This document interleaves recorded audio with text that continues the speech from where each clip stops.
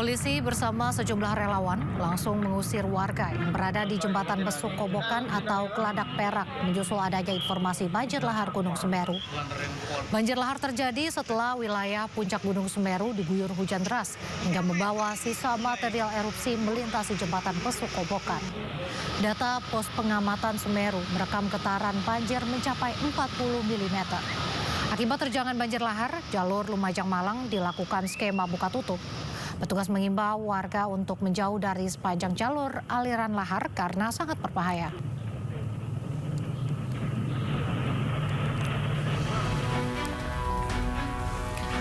Dari rekaman drone BNPB, jembatan Keladak Perak dipenuhi material lahar dan abu vulkanik akibat letusan sekunder Gunung Semeru.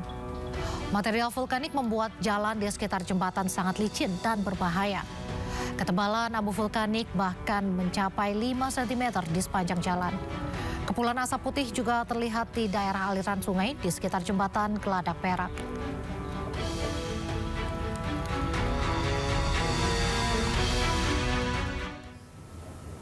Aktivitas lahar Gunung Semeru kembali memicu letusan sekunder di aliran Sungai Besuk Kobokan dan Sungai Besuk Lengkong, Lumajang, Jawa Timur.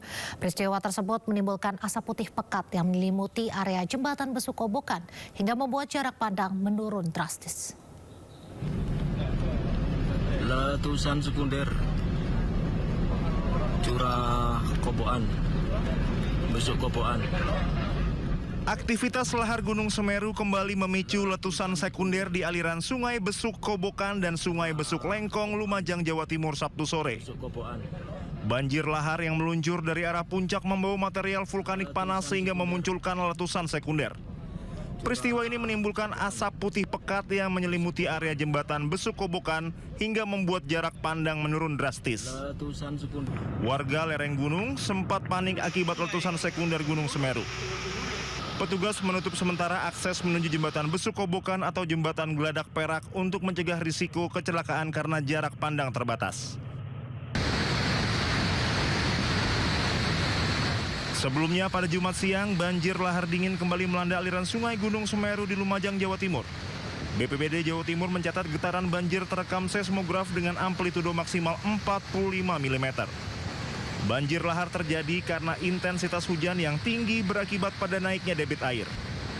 Badan Geologi Kementerian SDM mengingatkan masyarakat mewaspadai ancaman bencana susulan berupa aliran lahar dingin Gunung Semeru menyusul tingginya intensitas hujan dalam 2 hari terakhir. Dari Lumajang, Jawa Timur, tim liputan Anyus melaporkan. Para pengungsi erupsi Gunung Semeru mulai cemas atas nasib mereka. Pasalnya hari ke-6 pasca erupsi, mereka kehilangan rumah dan seluruh harta benda.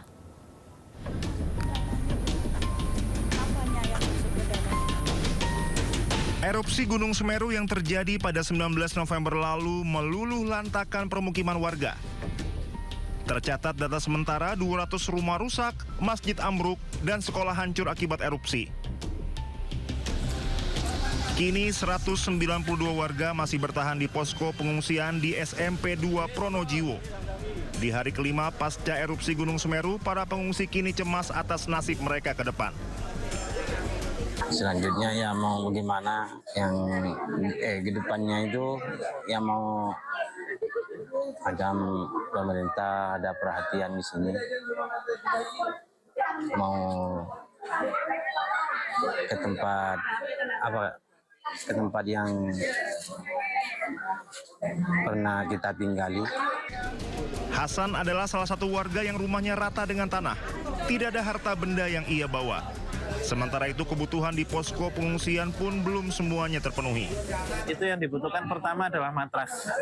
Matras untuk tempat tidur, selimut, jadi akomodasi alat-alat tidur. Terus kemudian pakaian dan pakaian dalam, baik perempuan maupun laki-laki, anak-anak. Untuk pakaian dalam ya mohon yang baru, jangan bekas. Itu untuk pakaian juga mohon juga yang layak.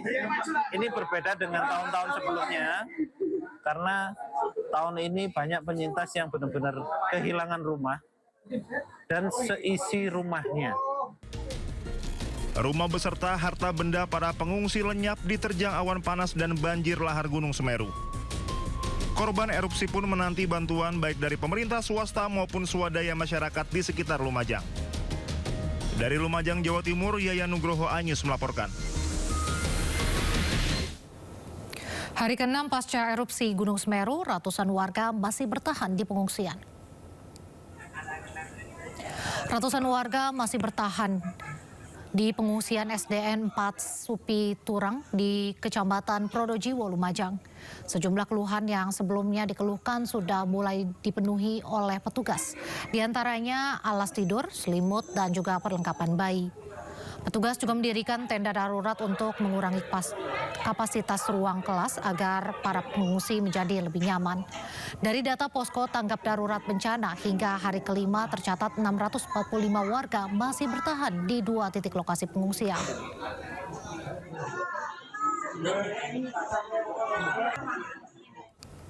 Akibat gedung sekolah rusak diterjang material erupsi Semeru, puluhan siswa SD Negeri 02 Supi Turang mengikuti belajar di sekolah lain. Meski tanpa seragam dan peralatan sekolah, para siswa ini tetap semangat menimba ilmu. Hari ini pendataan dan ada kegiatan. Meski dalam masa tanggap darurat bencana erupsi Gunung Semeru, 94 siswa SD 02 Supi Turang yang sekolahnya rusak akibat erupsi hari ini bisa ikut belajar di SD 01 Supi Turang. Meski tidak memakai seragam dan sepatu sekolah, para siswa ini begitu semangat dan berbaur dengan siswa lain. Para siswa ini berharap agar sekolahnya kembali dibangun di lokasi yang aman. Sementara itu, belum ada bantuan berupa alat tulis maupun seragam sekolah untuk anak-anak penyintas erupsi Gunung Semeru. Apanya apa, Dek?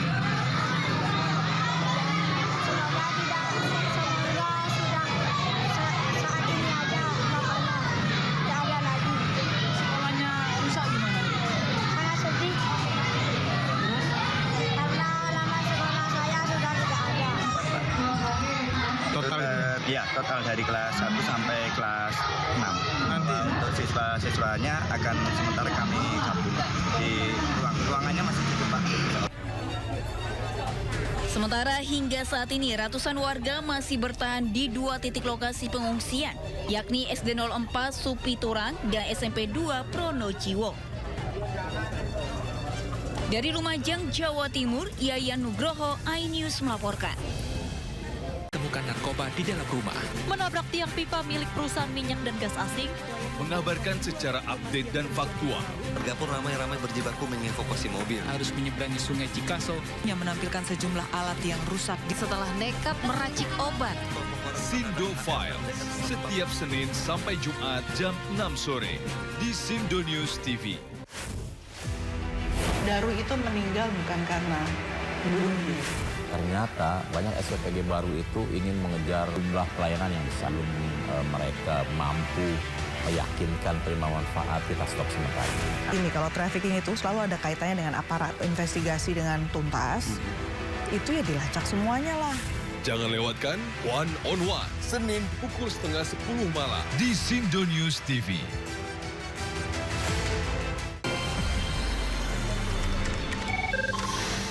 Sumber dari berbagai sumber berita aktual.